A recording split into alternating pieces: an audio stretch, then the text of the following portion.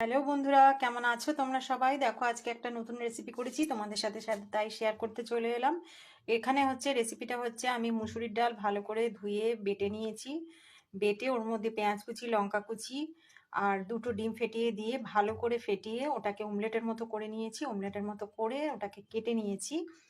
কেটে নিয়ে তারপরে কড়াইতে জিরে ফোড়ন দিয়ে আলু দিয়ে ভালো করে ভাজা হলে তারপর পেঁয়াজ কুচি দিয়ে আরো একটু ভেজে তারপর তাতে আদা রসুন পেস্ট, জিরের গুঁড়ো, ধনের গুঁড়ো, হলুদ গুঁড়ো, নুন, চিনি মানে পরিমাণ মতো দিয়ে ভালো করে কষিয়ে এর মধ্যে টমেটো সস দিয়েছি, আমি টমেটো দিইনি, যাই হোক, দিয়ে ভালো করে কষিয়ে তারপর জল দিয়ে যখন আলুটা সেদ্ধ হয়ে যাবে, ভালো করে ফুটে উঠবে, তখন এইগুলো তোমরা দিয়ে দেবে।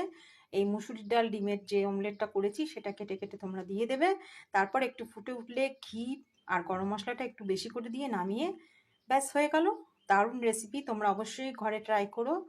অবশ্যই আমাকে কমেন্ট করে জানিও কেমন লাগলো। টাটা।